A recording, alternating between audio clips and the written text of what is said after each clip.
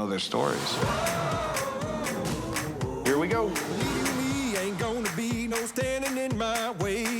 I grew up believing that I could literally be anything I wanted to be. I'm gonna be very legendary. Things ain't never gonna be the same. Prove it. That sounds like fun. Are you ready? Are you ready? This is mind-blowing. That's incredible. Welcome to the program, everyone. That's amazing. Welcome coming through. I have chills. It's going to be big this year. Compelling, powerful. Amazing. Legendary. We are overcoming limitations. I'm all yours. Legendary.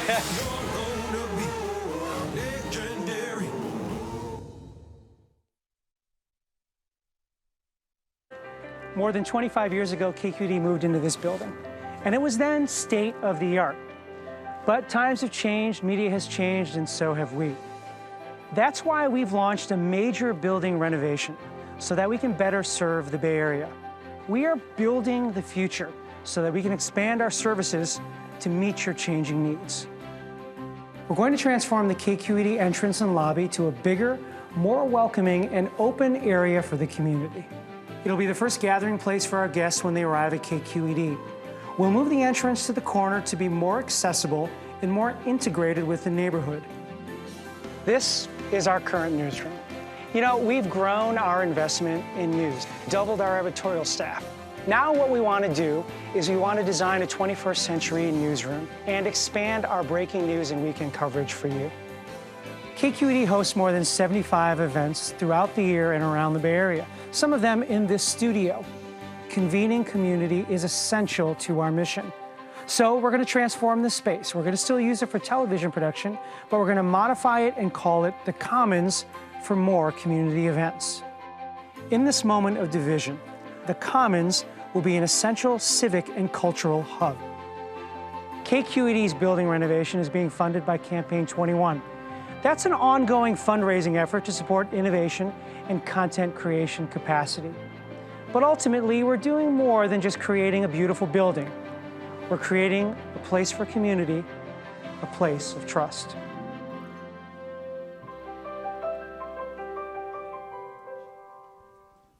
And now, please welcome our panelists, Paula Kerger, Michael Issop, John Boland, and Carrie Lozano.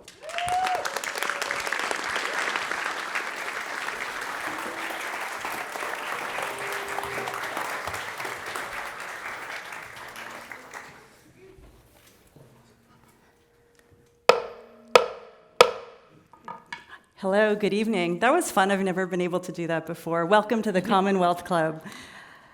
You can find the Commonwealth Club online at commonwealthclub.org, on Facebook and Twitter, and on the club's YouTube channel.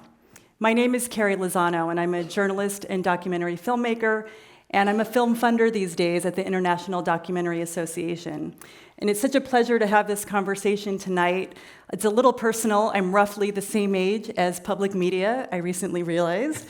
And public media has Means been... you're golden. Public media has been really integral to me as a citizen, and also to me as a journalist and filmmaker, and so it's a real honor to moderate this program. More than 50 years after the establishment of the Public Broadcasting Act, which set the foundation for PBS and NPR, the media landscape has changed in ways that its founders could not have imagined. Yet the vision for a non-commercial broadcasting system that takes risks and addresses the needs of the public has endured. With local news shrinking and trust in news at an all-time low, how are PBS and public media affiliates like KQED adapting to serve communities? And how can stations and audiences respond to the attacks on a free press?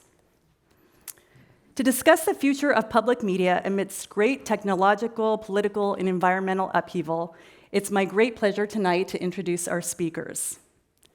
Paula Kerger is the longest-serving president and CEO in PBS history, having joined PBS in 2006. Among her accomplishments are the pop culture phenomenon Downton Abbey on Masterpiece, Ken Burns and Lynn Novick's critically acclaimed The Vietnam War, the documentary Hamilton's America about the Broadway smash hit musical on great performances, freedom writers on American experience, and award-winning children's programs such as Daniel's Tiger's Neighborhood. Ms. Kerger is regularly included in the Hollywood Reporter's Women in Entertainment Power 100, an annual survey of the nation's top women executives in media, as well as Washingtonian Magazine's Most Powerful Women in Washington. Michael Issip became KQED's 10th president on April 10th. Mr. Issip has almost a quarter century of media experience and has played a critical role in KQED's growth and transformation into a 21st century multimedia organization. He joined KQED in 2001 as an executive producer in television and has since served in a number of senior level roles, including Senior Vice President and Chief Content Officer, as well as Executive Vice President and Chief Operating Officer. His most impactful contribution to KQED is something I hope we'll talk about tonight, is reorganizing the content division away from distribution platforms to a structure of multimedia teams in news, arts, science, and education. This restructure facilitated greater collaboration across KQED and increased digital content and services. John Boland is President Emeritus at KQED. He served as the organization's President and Chief Executive Officer from 2010 through March 2019. Before returning to KQED, he served for 4 years as the Chief Content Officer of National PBS. Prior to his tenure at PBS, Mr. Boland served in several executive positions at KQED for more than a decade, and also created the role of Chief Content Officer at KQED in 2002. It was the first such position in public media. At KQED, he led a strategic transformation from a traditional public broadcasting service to a 21st century public media organization that combines mobile, social, and online media with robust digital radio and television broadcasting. He's been a newspaper publisher and owner, a senior executive with 2 major international marketing and communication firms, and publisher of San Francisco Focus, which is now SF Magazine. He's also a member of the Commonwealth Club's Board of Governors. Please join me in welcoming our guest tonight.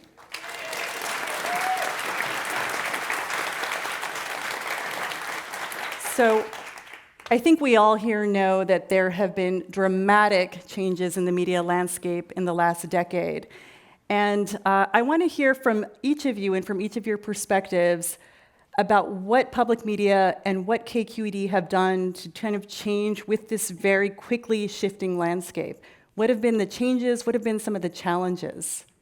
Paula, You're looking at me, so I think you want me to start.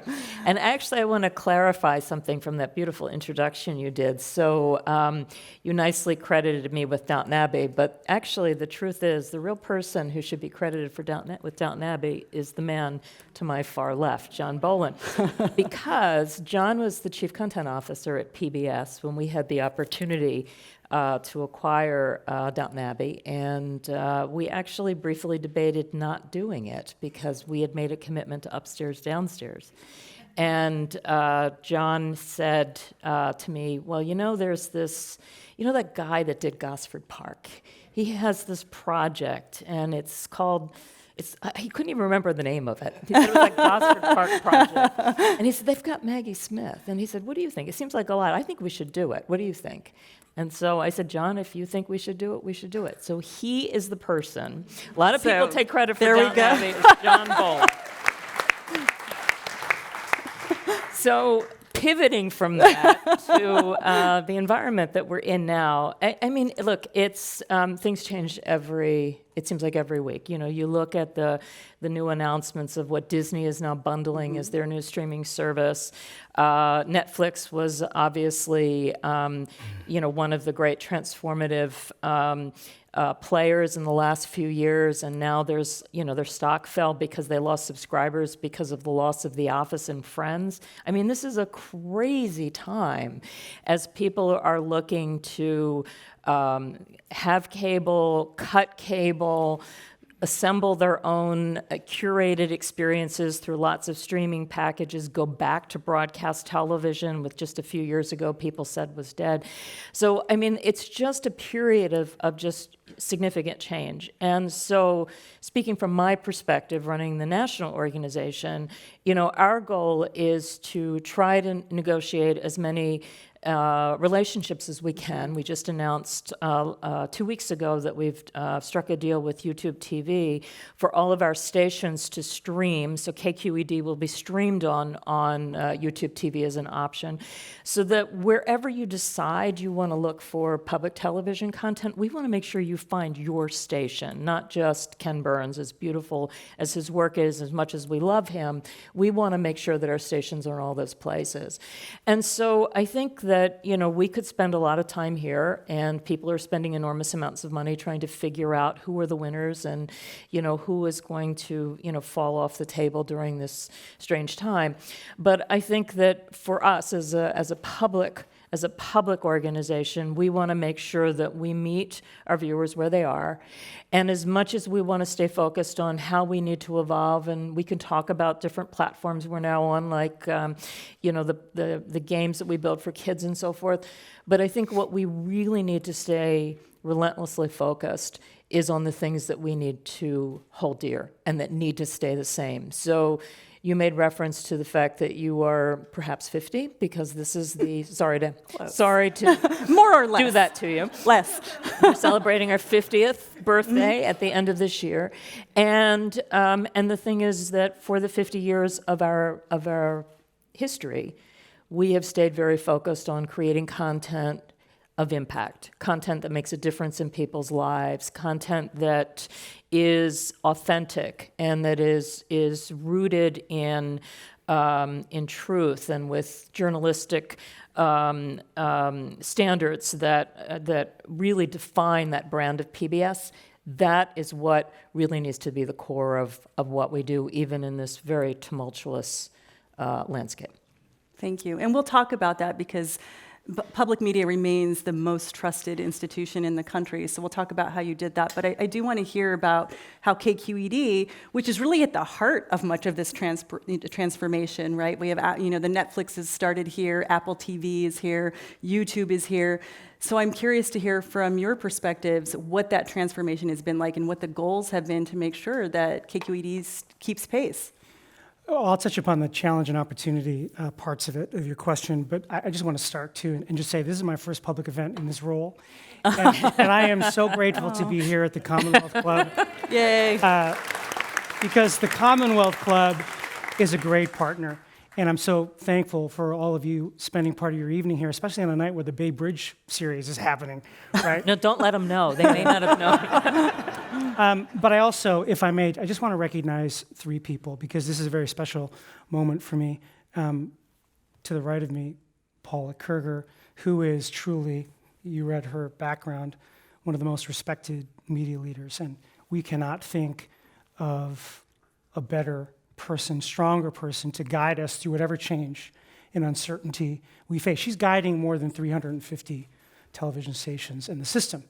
And then to my left, John Boland, whose place in KQED's history has been to transform us to that 21st century multimedia organization amidst all of this change. And 9 years later, we're in this position of strength, which we'll talk about. And someone who's not on stage next to us is Mary Bitterman, who is the president and trustee of the Bernard Osher Foundation, the chair of the PBS Foundation, just a champion for public media and an ambassador of goodness, and of course, former KQED president. So I mention them because I learned how to be a servant leader from the three of them, and I consider them all mentors. And your son. Friends. And my son, of course, who is not a mentor, but actually the boss of me.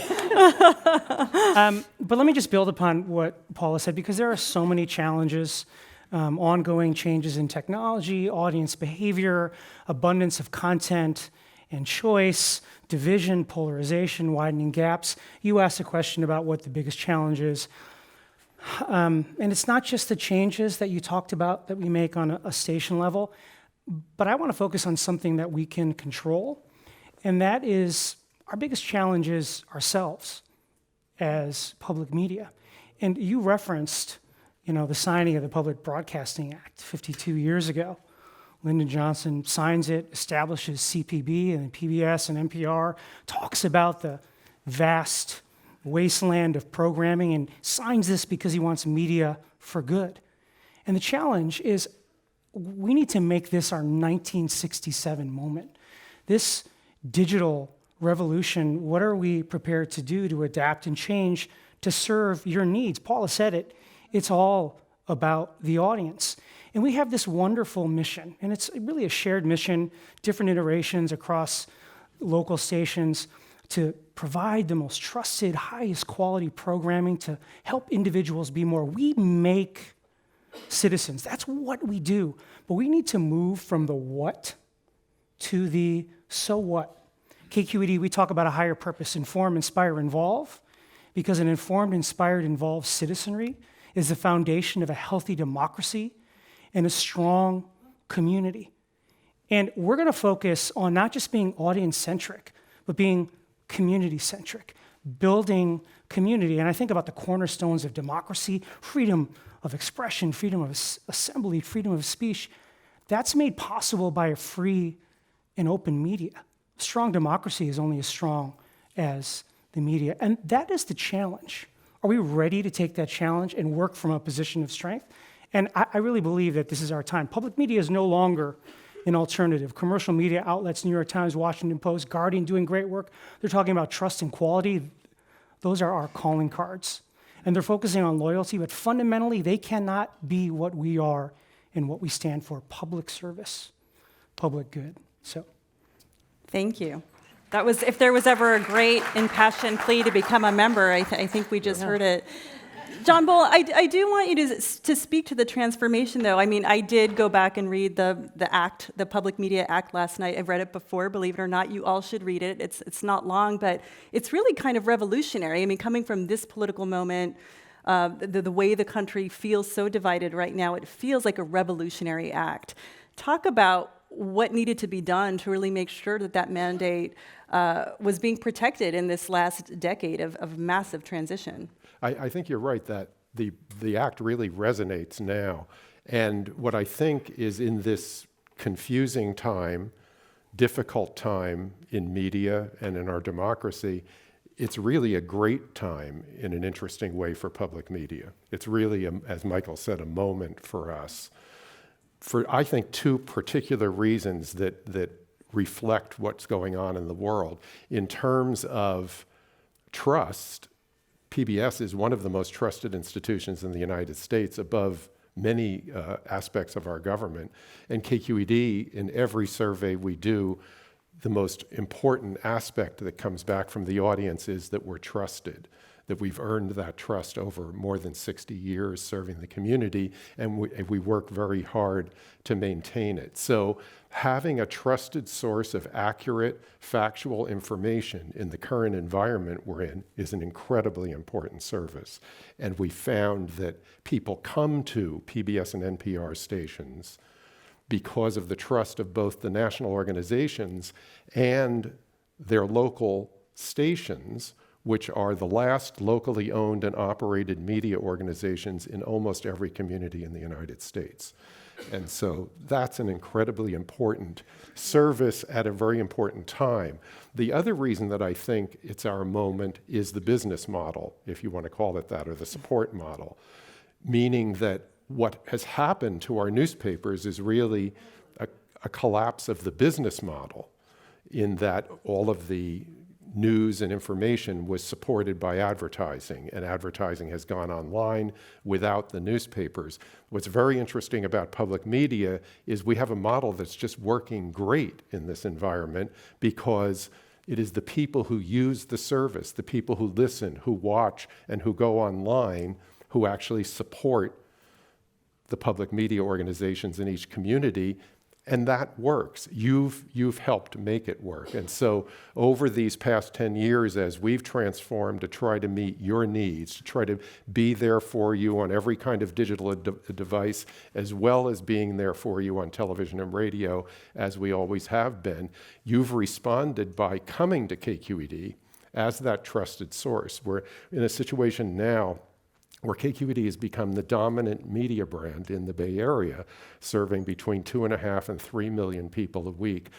Nearly 1 out of every 2 people in the Bay Area, and probably more than 1 out of every 2 people in this room, uses a KQED service every week, which is really astounding when you think about going back to our roots. And more than 220,000 families in the Bay Area are KQED members sending us support every year. So that's growth of 40% over the last 6 years. And the reason is those 2 factors. We are the place you can trust to come for the news and information you need in order to make the important decisions you have to make and to come together with others in the community. And we have a model that allows you to show your support for KQED and make the operation continue without having to depend on advertising. And I think it's just an amazing time of opportunity to serve. It's nice to hear something optimistic about the news landscape, because that's not what we hear. And it is really interesting to think about the fact that you had a business model that was amenable to these changes, which is, I hadn't actually heard it in those words exactly, but that makes complete sense. I want to make sure to try to incorporate your questions as much as I can, and I think this is a good one, especially in a San Francisco crowd. What efforts are being made to include more conservative thinkers, both at PBS, at the national level, and at KQED? And is that a way in which, I'm ad-libbing to your question, but do you think in those terms, conservative or liberal? Well, I think in news, not, because I think news is news, and I think we could spend this whole panel talking about what's happened in news. I think that, but I think in terms of the point of view that we incorporate, particularly around public affairs, it's important to have a multiplicity of viewpoints. And I think that has always been a great strength of public media. If you look back, I mean, we have Margaret Hoover now with Firing Line, really tapping into the old Bill Buckley tradition. I think that there is a way to bring, and I think this is how we think about different voices, is that there is a difference between putting people around a table and having them scream at each other, which is not what we do, or putting people together and trying to organize it in such a way that you can have thoughtful conversation. I think one of the greatest challenges that we face as communities and as a country is we've lost the ability to sit together and to have different perspectives. I mean, this is where a place like the Commonwealth Club, I think, is so critically important, and to be able to talk and listen and recognize that actually if you change your perspective a little bit, that's not a sign of weakness. That actually is a sign of growth. This is how we as a country have come together, and somehow, we curate the experiences we have. We only listen to news that or opinion that reflects our own opinion, and we've got to get back to that place where we have different perspectives around the table. Just to build upon that, we don't think in those terms, and I'm looking at Holly Kernan, our chief content officer. A couple weeks ago, after the Gilroy shooting, she sent me an email and said, we need to take care of our news team, and I want to send this email. And she crafted this beautiful email to me, and it was really about what we do and how we do it, just to rally the troops around our common purpose. And I'll just share some of the highlights. And she described it as the practice of journalism, not the profession, not the craft, the practice of journalism. She said to our staff, what we do is we search for the truth. We hold people, individuals especially in power, public institutions, accountable. And in that search for truth and accountability, we ask questions, skeptical questions. And we even question ourselves, our viewpoints, our assumptions. And to Paula's point, she talked about, Holly in her note talked about searching for multiple viewpoints and double checking the facts. and listening fairly and thoroughly. But not only that, but the institutions, the people we investigate, we make sure that they are heard thoroughly and fairly. And we are fiercely, incessantly protective of our independence.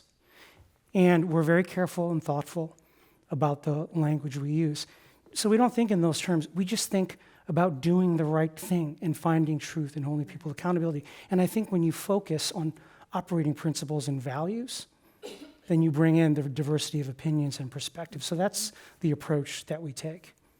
I think just building on what Michael said, I don't think we try to avoid putting things into this paradigm of conservative or liberal or Republican or Democrat because there's a diversity of voices and opinions in the Bay Area that run the gamut. And if you listen to our radio program Forum in the mornings, you hear all those different points of view. I just think it's important to avoid getting into the them and us versus them aspect of it. Right. In terms of, so within the media industry, sometimes there's a joke that I'm sure you've all come across, which is like, it's hard to sometimes understand how PBS relates to the 350 member stations, relates to the Corporation for Public Broadcasting, relates to Congress. It's a bit mercurial to those of us on the outside about how all of this works. But somebody here is asking, how important is government funding to CPB? How important is that to the ecosystem? And this, I think, feeds into the conservative liberal question: is how do you, when you work so hard to not be politicized and to use journalistic principles and to serve the entire country with fairness and integrity, how is it that PBS from time to time gets pulled into these, political conversations? Well, that is the great mystery.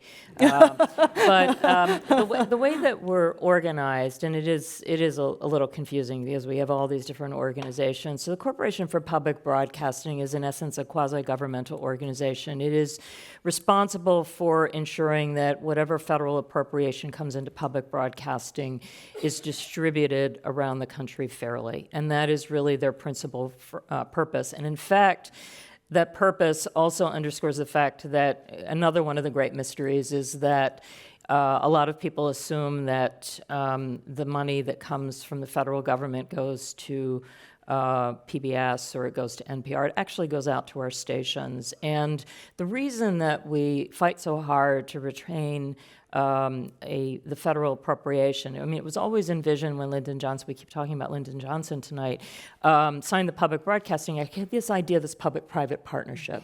And what he's really concerned about is that of access. Is that here in a community like San Francisco, there are a lot of people that support KQED, and at the risk of giving both Michael and John a heart attack, if federal funding went away, KQED would not shutter its doors. It would be impacted. It would be significantly impacted, but it would somehow continue. Many of the stations that I visit around the country are in small rural communities. Would not exist without federal funding. For those stations, a proportion of their funding that comes from the federal government, in some cases approximates 50%. What is yours, about? 6 or 7? So the whole idea is that for those areas that really need the support, that's where the federal appropriation really has outsized influence.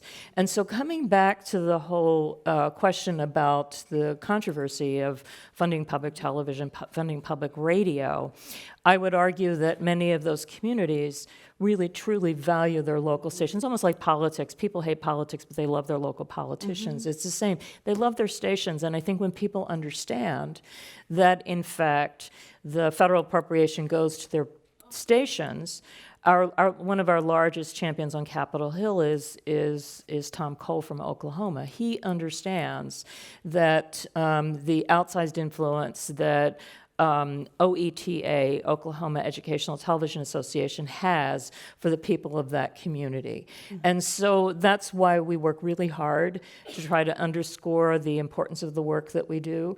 And it's why, because some people will say to me, Paula, wouldn't it be so much easier if you just figured out how to raise this money and walked away? And, as I said, this community would somehow figure it out.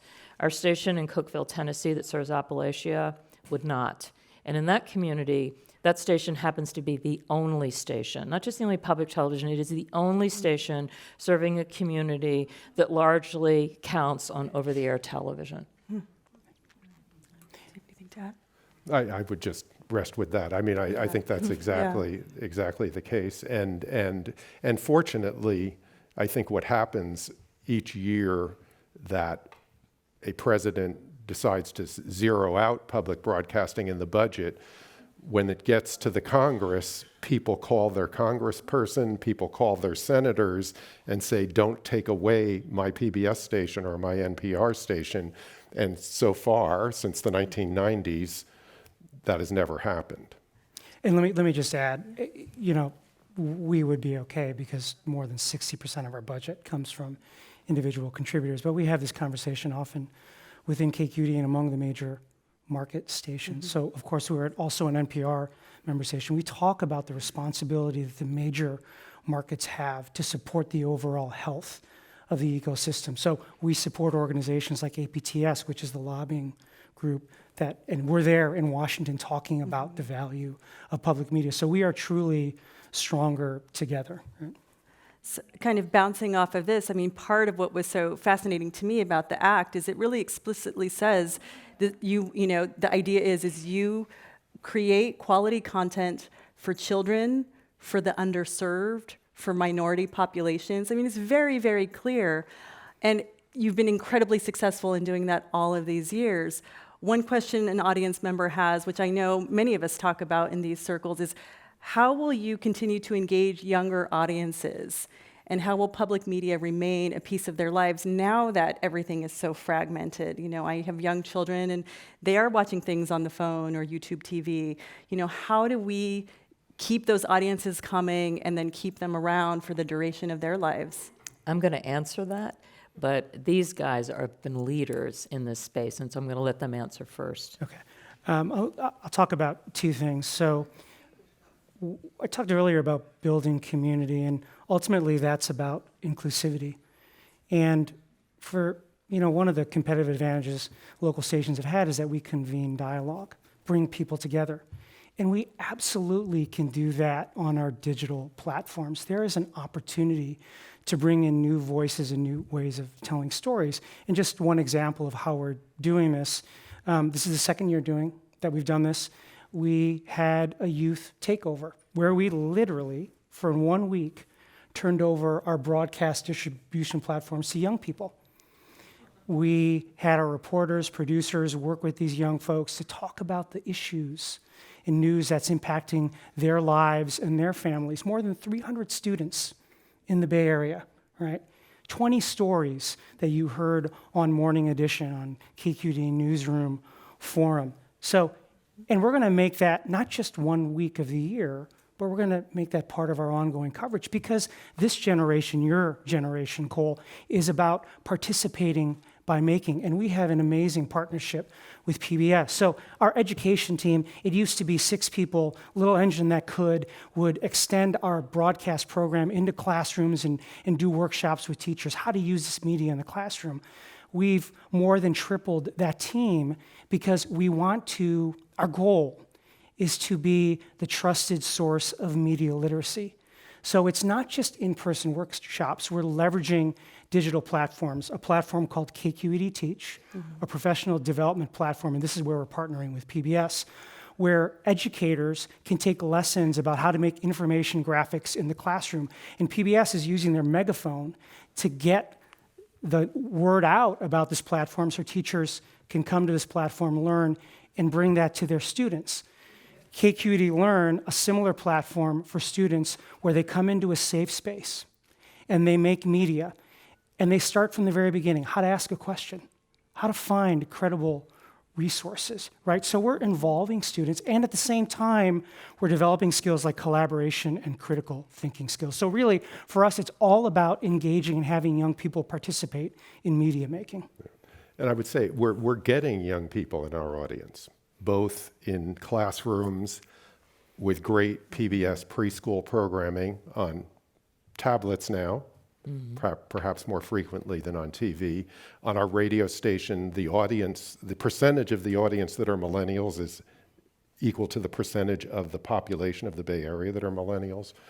I think lots of people are listening to KQED podcasts. We have a partnership with NPR, with PBS Digital Studios, on a series called Deep Look, which is a big hit on YouTube, has millions of viewers way beyond the Bay Area.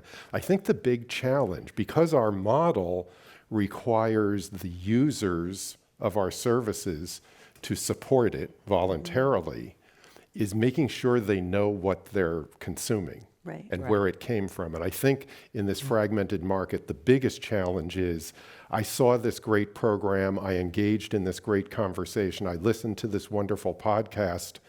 Do I know where it came from? That it came from PBS or it came from KQED or it came from NPR, so that I can support and have more of that content. And I think we're finding ways to do that, and we're finding ways to solicit support in a digital environment. But I think the fragmentation, people sort of know what they've watched, but you'll hear people say, was that on Netflix or Amazon or PBS, or where did I see that program? And that, I think, is a real challenge for us. So I had them go first because the fact is that KQED has been just a great leader in trying to figure out, and has been a great partner of ours in the initiatives that both Michael and John described of really looking for ways to bring people into, young people into the process as creators, even if they ultimately don't end up as filmmakers. We want people to feel this is public media, and public really extends to everyone. We have a very large audience under the age of 5. A very large audience. And so what we want to be able to figure out is how we keep them engaged as they age. So part of it, you said your children are on YouTube. That's why we need to be on YouTube. We need to think about all the platforms. What John described through Digital Studios is work that we've done, not to take our broadcast programs and put them on YouTube, but work with people for whom that is their platform, people that would have worked in public television 10, 20 years ago, and work with them to develop content that actually is very much public television. It just happens to use another platform. So part of it is a platform, and the other piece is just relevance, is really looking for stories that are relevant to young people. I'm really proud. We just launched a new children's series, Molly of Denali, that launched a couple weeks ago. And it has gotten a lot of recognition around the country because it is not only the first children's series that features a Native child, but it also was created by a production group that came from Alaska, and that not only voiced all the characters, but ensured that the content that we were creating was authentic, and that it told powerful stories. The pedagogy for this series is all around informational text. So it's everything from reading maps and signs to where do you go for data and information. But because it's located in Alaska, it really gives us a great opportunity to tell a very different story for children that never see their stories reflected on television.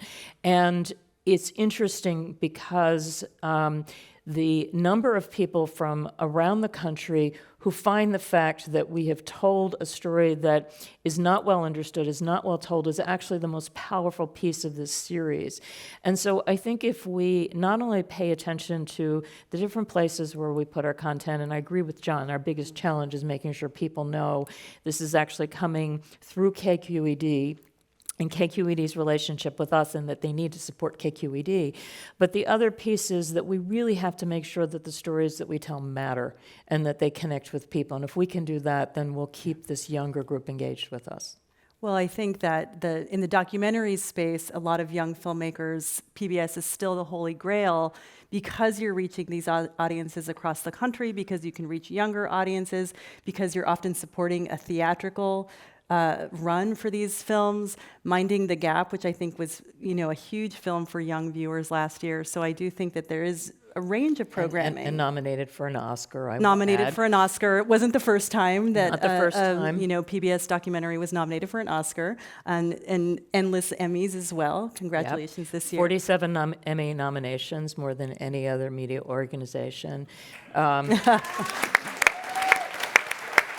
And, I do want to put a plug in that one of the things that I think is valuable is that filmmakers know and producers, media makers know that when they put something on KQED, when they put something on PBS, they know how many viewers are going to watch. And I'm a big fan of the digital landscape, and I think it's opened up lots of opportunities. But when we put our films there, we don't know how many people are watching. So thank you for making that transparent. And we're in every home free.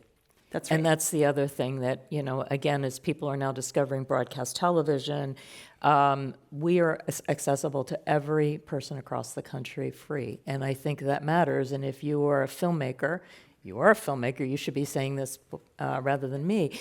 But the most important thing is to make sure that that content gets out. And so being able to connect to every person. And the other thing is, again, coming back to our stations and thinking about this great space that you're building in your new building. Many of our stations, but particularly KQED, do screenings, bring people from the community in, create opportunities for filmmakers to talk about their work. I heard as we were standing backstage that Lynn Novick is going to be here talking about College Behind Bars, extraordinarily powerful documentary. That's the power of video storytelling. It's being able to tap into that thing that is inherent in who we are as humans, this need for us to not only share stories, but to talk about them together. And we can do that on public television. Netflix doesn't have a station in every community around this country. And so for our stations to really rally behind the independent film community and the ability to tell stories and to talk about them and to deepen the impact of those stories, I think is really powerful. And I think historically we did think about the broadcast or the radio broadcast. That's what you were, but now you are also a digital platform. There's, your news team at KQED has, I want to say it doubled, but correct me if I got that number wrong. Talk about now what it means for all of you to be a digital platform, so to be available on mobile, to be covering breaking news in a text form, not just the broadcast or not just the radio broadcast. I mean, talk about those changes, because there are lots of ways that we can connect with public media, and it wasn't always necessarily thus. And this is several years in the making. And really, it was John's vision back in 2010, and he wanted us to become a 21st century media organization. As I said earlier, his mantra was, it's all about the audience, which means we needed to be available where, when, how the audience wants us. But to your question about news, he also said at that time, we're going to double down on local, because he saw what was happening with the gaps that were being created by the decline in newspapers. And let's talk about that for a second, because it's not just gaps now. There are gulfs, right? Bloomberg, about a month ago, said that the layoffs at local journalism outlets are at the highest level since the recession. A third of major newspaper dailies went through layoffs. In July, a 150-year-old paper, the Youngstown, Ohio, closed its doors. And I think one of the most compelling pieces of research done late spring was by Scientific America, that for the first time linked the decline in newspapers to the rise in partisanship, because when local news goes away, citizens turn to national outlets that focus on conflict and competition. So decline and partisanship. So it's been hard, because it's taken us several years. Remember, we have more than 50 years of being television and radio. So we just focused on producing television and radio programs and broadcasting them. And then it turned to, we need to produce short form video and audio and podcasts. And now it's, we need to learn skills such as artificial intelligence and big data and crowdsourcing and SEO, which is search engine optimization, and social media. So that's a lot of stress on an organization, by the way, while we're maintaining our broadcast services. But we have no choice because that's what you want from us. And our goal really is, and we're going to build upon John's vision, is to become the source and service, indispensable source and service of local news and information for the Bay Area. Everywhere, mobile, immediate, 18 newscasts every weekday, 10 newscasts on Saturday and Sunday, Forum, the California Report, political breakdown, podcasts like The Bay and Bay Curious. Right, we're going to continue to do that. And as a service, again, back to how we do it, service journalism, depth, context, useful, explanatory, so that our audience can be active participants in society and in democracy.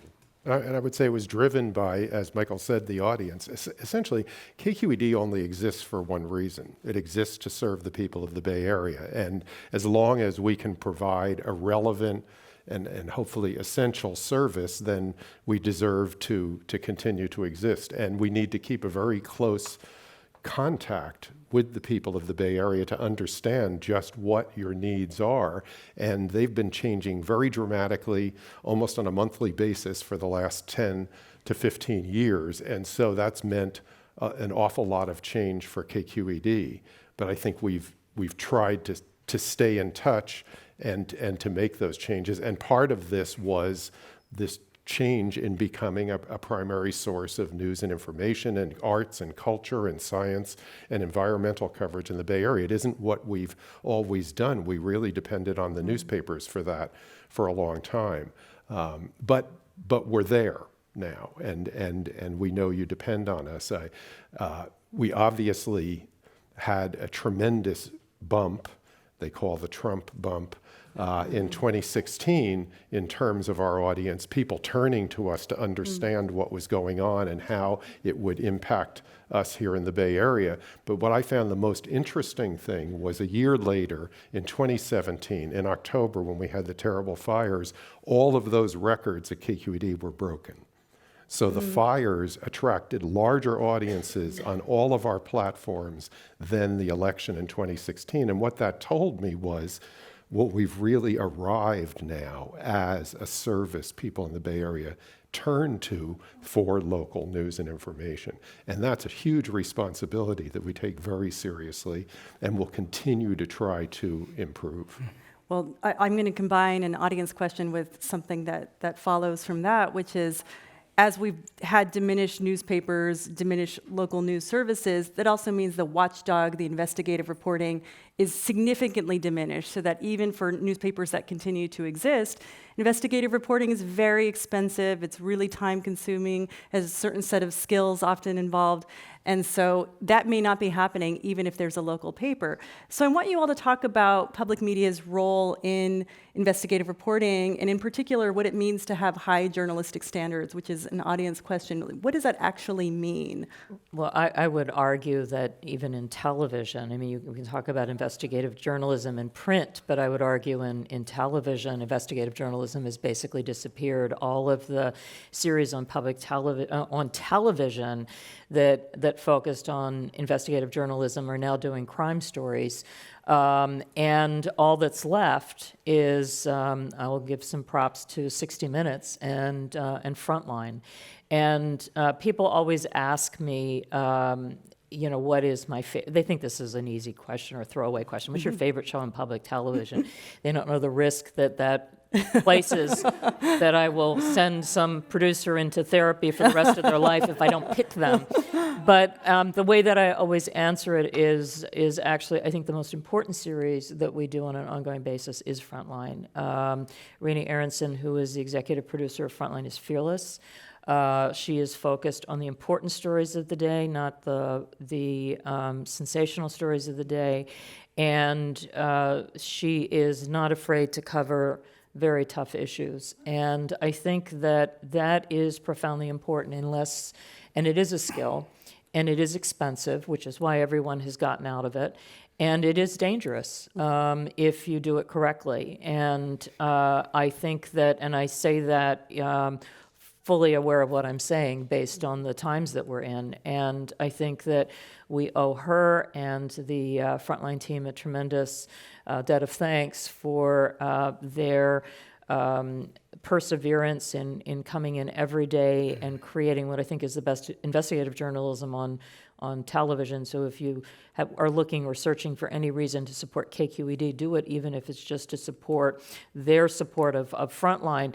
And the thing that's important about the work they're doing is that she is thinking, coming back to your earlier question about how do we bring young people into this, is that she produces an extraordinary series on television broadcast, which has a very diverse audience in terms of age and in particular. But she's also producing specifically for platforms where young people are looking for content and information. And I think that that kind of approach in both the quality of the storytelling itself and ensuring that it's reaching not just an older audience that happens to watch television, but making sure that those stories are connecting to people wherever they are is profoundly important for our democracy.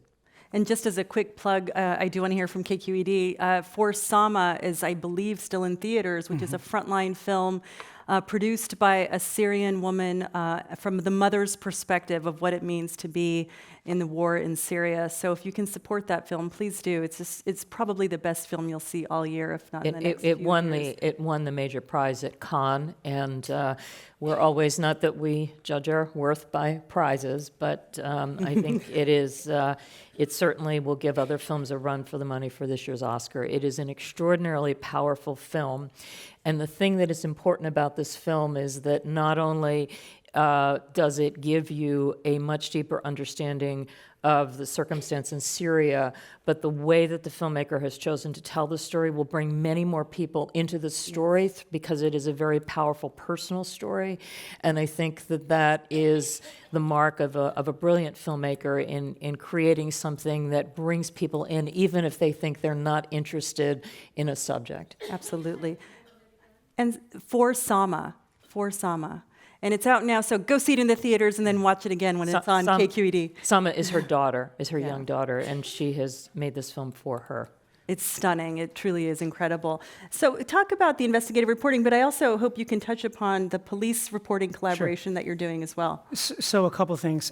I mean, to be able to do investigative journalism, you need capacity. So we've touched upon the growth in KQED News. I'm going to mention her name.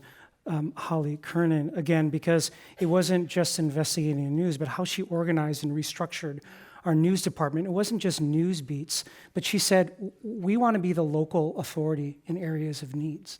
So she built multimedia desks focused on equity, science, politics, and government.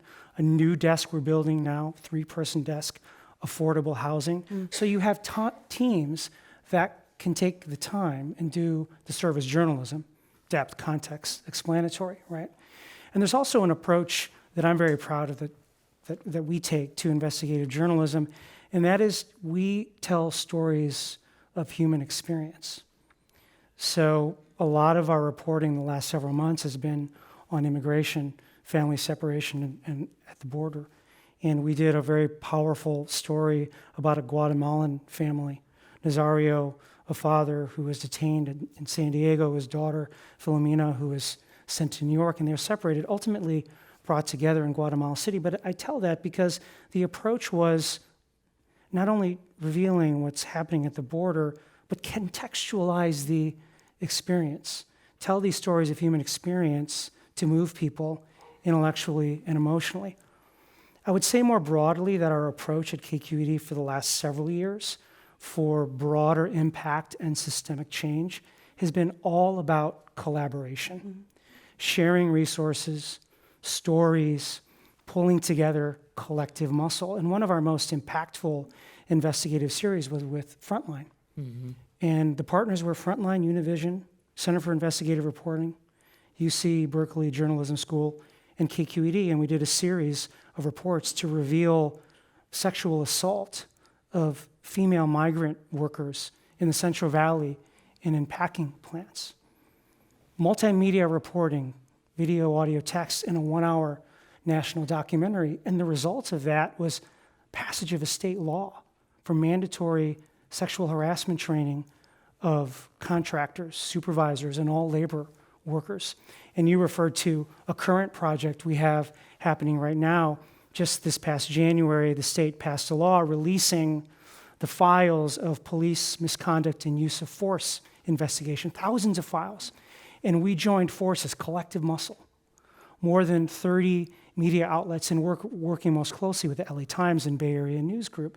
And we're sharing story ideas, doing triage on the stories, focusing on police officers who might still be on the force. And we're not only coming together, but we're pooling resources in case we need to go to court when unions try to protect, keep these files sealed. And ultimately, our goal is to build this statewide database of police misconduct files. I mean, talk about accountability and transparency. So really, when you need time and you need resources, our approach has been to come together and collaborate with mission-aligned media outlets, for-profit or non-commercial. And I would just second that. I think KQED and public media generally, public media organizations are very good partners because other media don't perceive us as competitors in the same way they do each other because we're not out selling advertising. And also, KQED has such a huge audience, and PBS and NPR have such broad reach throughout the country that great content that may be created by another organization that isn't consumer-facing has the opportunity to get their information out. So you'll hear and see stories from the Center for Investigative Reporting, Cal Matters. You'll see partnerships with newspapers, partnerships with television and radio stations that are outside the public media system that we're happy to collaborate with because you're right. Investigative reporting is very expensive and very time-consuming, and if we get together, we can really accomplish something. And in the case of Rape in the Fields, which is the project that you're talking about, you mentioned that one of the partners was Univision. What you didn't mention is that the documentary was done in English and Spanish, and it was broadcast simultaneously. On both outlets. And so I think, again, this idea of, and you've referred to it beautifully as, we are public service media.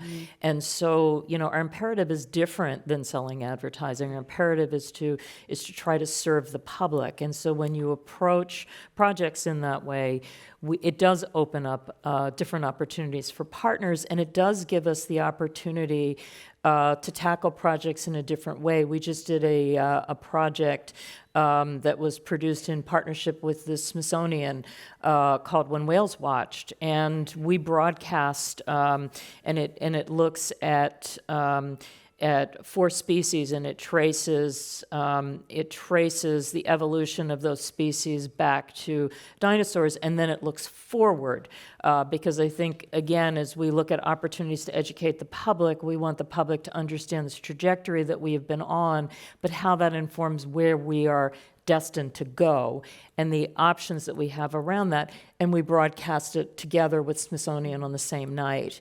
And they were happy to do that. We had to talk them into it. It was a lot more complicated than what I'm just describing. But once they realized that actually we were not competing, that we were bringing great content to a much wider audience, all boats rise. And I think that it's different when you're in a commercial media organization and you're just sort of vying to be number one. This is really coming together where 1 and 1 actually equals 3. I think Bill Moyers put that best. Many years ago at a PBS annual meeting, many years ago, Bill Moyers gave a speech, and he put it in a very simple phrase that other media serve you as consumers, public media serves you as citizens. Yeah. So that's a great and beautiful way to phrase it, but it puts you in an interesting position because now in this kind of collaborative world that we live in, you need to work with these non-commercial or these commercial entities, right? And so talk about some of those specific challenges of being non-commercial but needing to exist in that landscape. And this kind of leads to a question somebody had about who is supporting public media. Is tech supporting KQED here in Silicon Valley? And how are you interfacing with those companies that are a big part of the community as well. But look, wanting to just think about the commercial, non-commercial tension, I suppose. Well, look, we've always, if you want to say competed with in a commercial, I mean, look, we run very complex organizations and we have to run them well. So there are the difference between us and others is that we have a double bottom line. So we manage very well-run organizations, but we are also accountable to the mission and fulfilling that as well. And so when we partner with commercial organizations, yes, we both come at it at different ways. But I think that, and obviously there are partnerships that we don't pursue because we can't, sort of thread the needle. But remember, most commercial organizations had at one time a public service obligation. So it's not as if they have not operated in the public interest. So if you dig down a little bit, that's there. And a lot of commercial organizations do have their public service work. And so I think it's not always as complicated to make those alignments. But we do have interesting conversations when there is a pressure to, well, we'll just cut that corner, or we'll just do that, and we always have to explain, no, we're public media. We have to make sure that the content that we're producing and showcasing does not cut that corner, and that it is in concert with what the brand has always represented, which is where the trust has been developed over the years. You can answer the tech question. Yeah, I would say that, well, first of all, KQED's primary support comes from people who live in the Bay Area and use KQED services. We call it, John, viewers like you, and we Right. say thank you. And so that's 60% of our support. 20% of our, and obviously there are people who work in the tech industry who are members of KQED and watch and listen and use our online services. So tech is there in that way.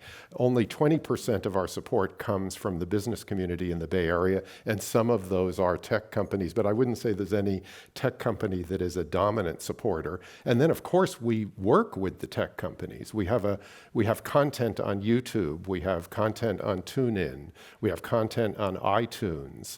We have a couple million social media followers of KQED who are following KQED and learning about stories that are available through Facebook and Instagram and other providers. So we very much have that relationship, but I wouldn't say that tech necessarily supports KQED in an overt way. I'll just add in, they're not supporting public media as much as they can. Today, an article about Facebook talking about providing publishers licensing fees, right? New York Times, Washington Post. And I think that speaks to the value of our content. I don't mean to be skeptical, but there's a motive there, right? Because they want trusted quality content on their platforms. Just to take a big step back, and we talked about us versus them in a different context, but I've thought a lot about with the opportunity of digital, and currently the definition of public media is non-commercial, publicly funded, independent broadcast media outlets that serve the civic and educational needs of society, right? But I don't think that public media is necessarily what you are, but it's what you do. And if we can think about that, and it may not be as complicated to find for-profit technology companies who actually believe that combining media, technology, and journalism for good is a viable, sustainable business. And it's an important thing to pursue because you never have enough resources, right? And we need to be everywhere where you want us. And our answer can't be, we're going to buy it or we're going to build it, because that's not actually possible. And we don't have the expertise. So we need to think about mission-aligned technology partners. It might not be money, but it might be a platform or something they're investing in. And that goes the same for content, right? To bring new voices, new bloggers, podcasters, hyper-local citizen news sites or professional journalism sites, with whom can we partner to think more broadly to get done what we need to get done in the public interest. So I really don't think about us versus them, but where are we aligned and we can come together for the benefit of our audience and society. I think it's impossible to talk about media right now without talking about diversity within our newsrooms, within our media makers. How are each of you, focusing on bringing in new voices, creating opportunities, having different perspectives and points of view?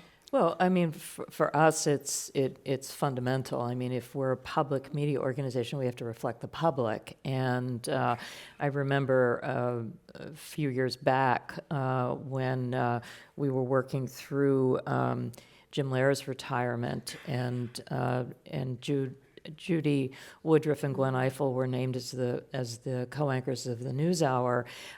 They were the best two journalists, and as soon as they were announced, everything sort of lit up because it was like the first time two women. And I thought, really, in this age, the first time two women? And then I thought about it, yeah. And when you look at NewsHour today, and it was hard to think about the NewsHour without thinking about Gwen. You look at an extraordinary array of great journalists that I think are very reflective of many different experiences. We think about who's behind the camera. I think a big part of a lot of the choices that get made are not so obvious, and I think having different people around the table and across the organization is really important.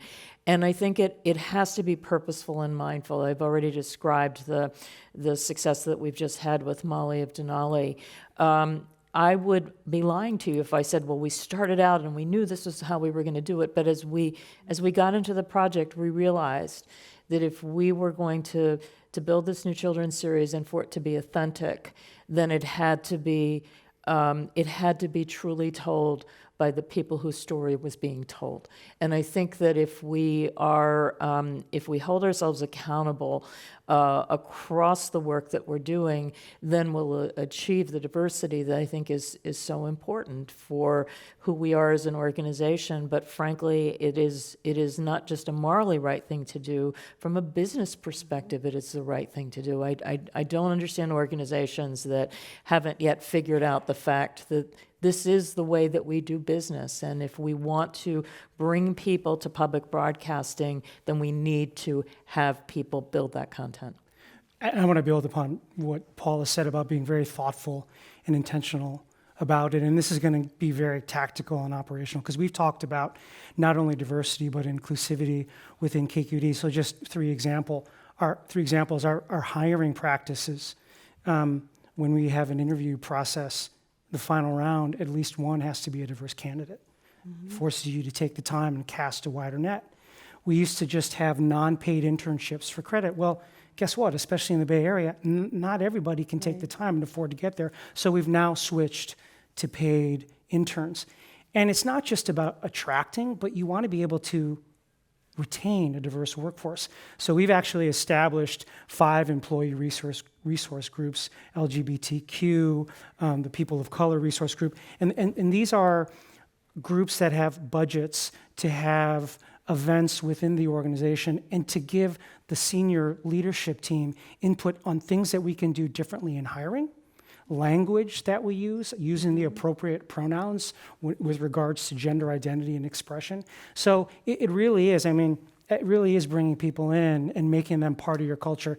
And 100% agree with Paula that we are stronger with more diverse ideas and diverse perspectives. And it's absolutely essential for us. We serve the most diverse region in the United States, and we really want KQED to reflect the community that we serve. And I think we've had a wonderful opportunity over the last several years, because when you grow a lot, you get to hire a lot more people, and you can put into practice the methods that Michael talked about.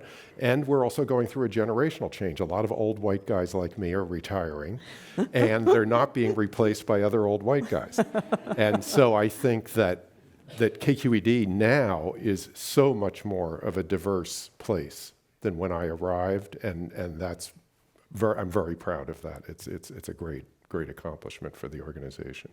So I knew that this hour would fly. I think this is something we can talk about public media for hours, and thank you all for your incredible work. I have one final question that I want to wrap up with, which is, what can we as the public do to support all of you? How can we engage?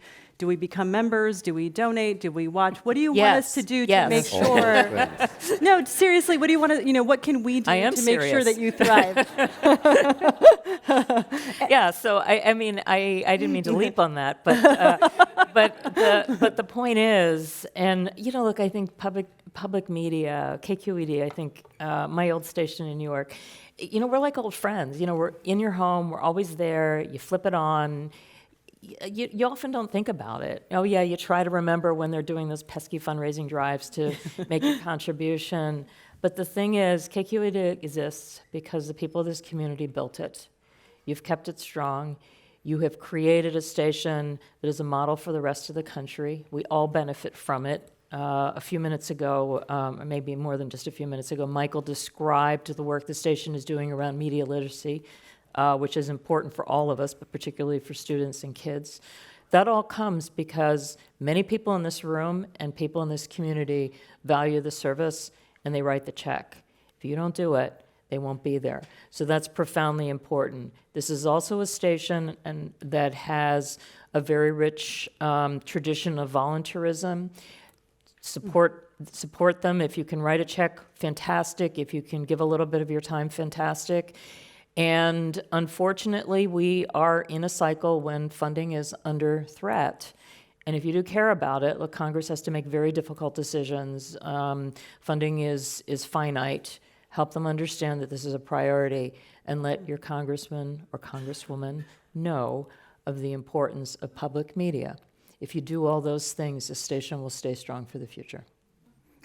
I'll say something different, which I believe in my heart will lead to membership. And it's something that we're concerned about at KQED. As John mentioned the Trump bump. And you see audiences and even subscribers to newsletters starting to flatten. And you read surveys about people feeling hopeless about being able to make a difference, and they just can't watch the news. So it looks like, feels like, smells like news fatigue. But what I worry about is it's actually disengagement. So stay engaged, because democracy isn't voting every 4 years. It's participating on an ongoing basis in shaping the decisions, helping make the decisions on all levels, national, statewide, and local. And I believe if you stay engaged, you want the information, that it'll lead you right to KQED, because that's what we do. And if we earn your trust, I believe we'll earn your support. All paths lead to KQED. The only thing I would add is there was a promo that we had when Paula and I were working together at PBS, and the final phrase of it was, "This belongs to you." Yeah. Public media belongs to you. You own KQED. There are no other owners other than the people who live in this community. So I would just say own it. Yeah. Use it, support it, tell us what you like, tell us what you don't like, stay engaged, but really just own it. You own KQED. It's your responsibility as much as it is ours. That's perfect. So